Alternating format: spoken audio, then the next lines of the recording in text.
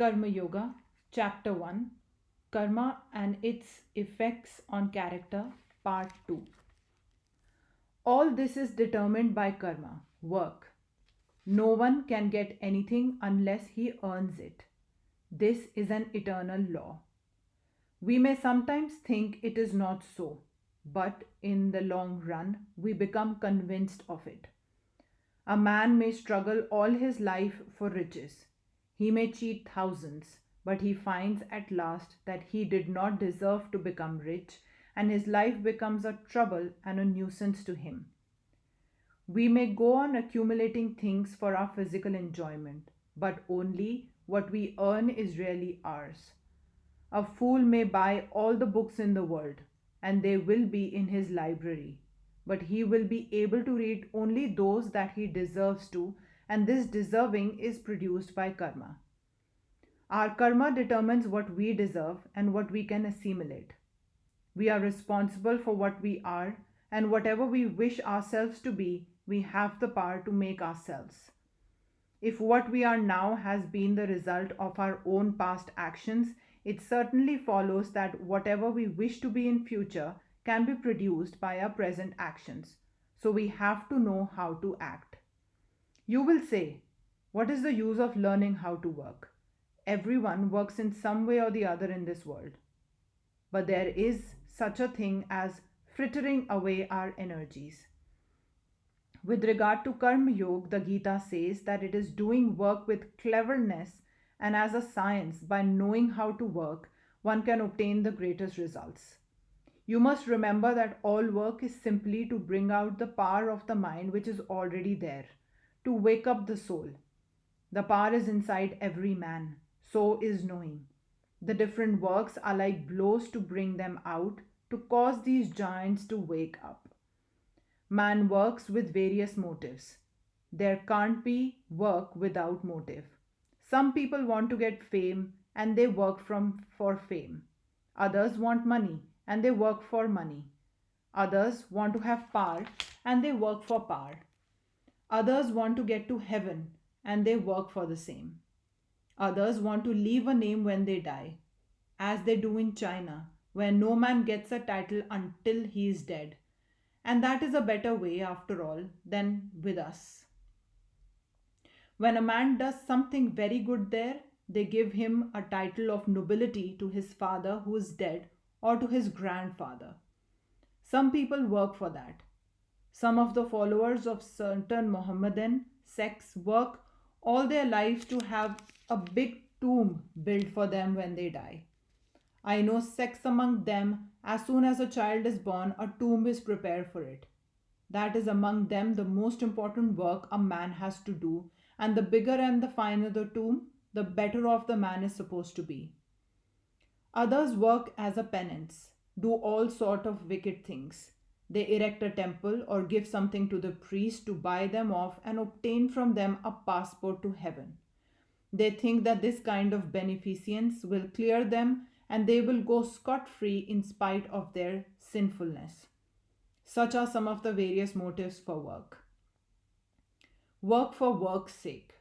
There are some who are really the salt of the earth in every country and who work for work's sake, who do not care for name or fame or even to go to heaven. They work just because good will come out of it. There are others who do good to the poor and help mankind from still higher motives because they believe in doing good and love good. The motive for name and fame seldom brings immediate results. As a rule, they come to us when we are old and have almost done with life. If a man works without any selfish motive in view, does he gain anything? Yes, he gains the highest. Unselfishness is more paying, only people have not the patience to practice it. It is more paying from the point of view of health also. Love, truth, and unselfishness are not merely moral figures of speech, but they form our highest ideal, because in them lies such a manifestation of power.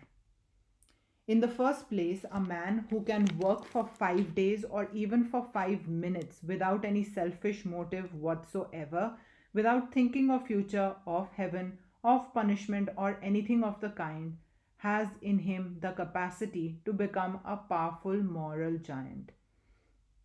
It is hard to do it, but in the heart of our hearts, we know its value and the good it brings. It is the greatest manifestation of power. This tremendous restraint, self restraint, is the manifestation of greater power than all outgoing action. A carriage with four horses may rush down a hill unrestrained, or a coachman may curb the horses. Which is the greatest manifestation of power, to let them go or to hold them? A cannonball flying through the air goes a long distance and falls. Another is cut short in its flight by striking against a wall, and the impact generates intense heat. All outgoing energy following a selfish motive is frittered away. It will not cause power to return to you. But if restrained, it will result in development of power. This self control will tend to produce a mighty will, a character which makes a Christ or a Buddha. Foolish men do not know this secret. They nevertheless want to rule mankind. Even a fool may rule the whole world if he works and waits. Let them wait a few years. Restrain that foolish idea of governing. And when that idea is wholly gone, he will be a power in the world. The majority of us cannot see beyond a few years, just as some animals cannot see beyond a few steps. Just a little narrow circle, that is our world. We have not the patience to look beyond, and thus become immoral and wicked. This is our weakness, our powerlessness. Even the lowest form of work are not to be despised. Let the man who knows no better work for selfish ends, for name and fame, but everyone should always try to get towards higher and higher motives and to understand them. To work we have the right, but not to the fruits thereof. Leave the fruits alone. Why care for results? If you wish to help a man, never think of what that man's attitude should be towards you. If you want to do great or good work, do not trouble to think what the results will be. There arises a difficult question in this ideal of work. Intense activity is necessary. We must always work. We cannot live a minute without work. What then becomes of rest? Here is one side of the life struggle work, in which we are whirled rapidly around.